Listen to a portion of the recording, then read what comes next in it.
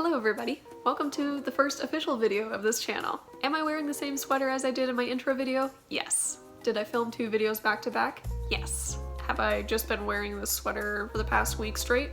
Also yes. I'm in quarantine, I can get away with it. I'm really excited for this first video because I actually had a bunch of friends and family request the same thing.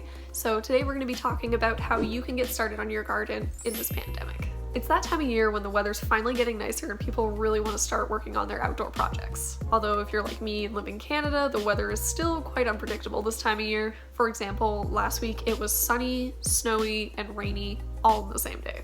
But nonetheless, people want to start gardening. The only problem is that we have to stay home, and I'm not saying that's an actual problem because it is important that we stay home and self-isolate. But it can be hard to do your usual springtime routine of going to a garden center. And depending on what restrictions you have in your area, some garden centers might not even be open at all. So I've come up with a few helpful ideas that can help you get your garden started, even with the current situation.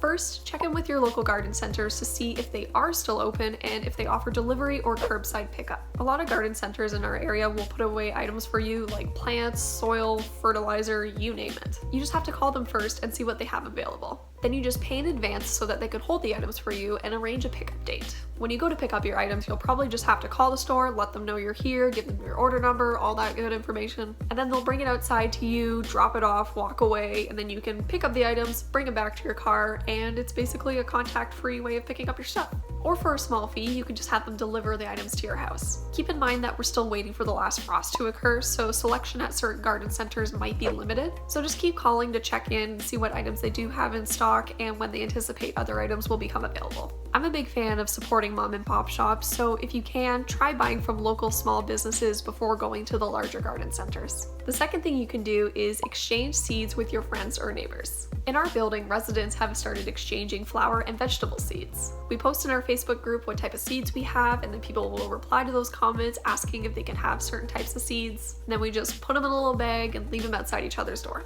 It's totally contact free, and it's a great way to get a variety of seeds. It's also a great opportunity to grow things that you never thought you would grow before. For example, my neighbor gave me a bunch of rat tail radish seeds, and I had never heard of them before this, so I'm super excited to try them out. And my final tip is, when in doubt, order online. You can literally find anything online, from soil to seeds to fully matured plants. Try looking up local nurseries and wholesalers who are willing to ship directly to you. For example, because I have no self-control, I just ordered a bunch of tropical plants from a local nursery here in Toronto. I'm not 100% sure when they're gonna arrive, but they'll get here at some point.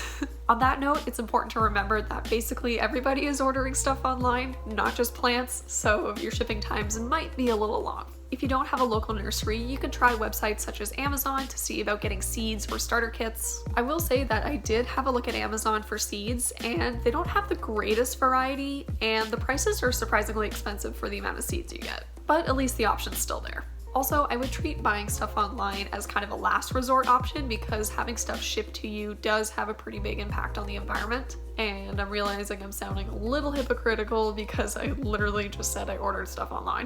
But at least they're local, so they don't have to drive that far. Anyways, those are my 3 tips on how you can get your garden started in this crazy situation. It's important to support local businesses if you can because they're being really affected by what's going on right now. And if you do go out to pick anything up, make sure you're keeping your physical distance from people, wash your hands, don't touch your face, all that good stuff. Take care, and I'll see you guys in the next video. Like and subscribe. I'll see you later. Bye!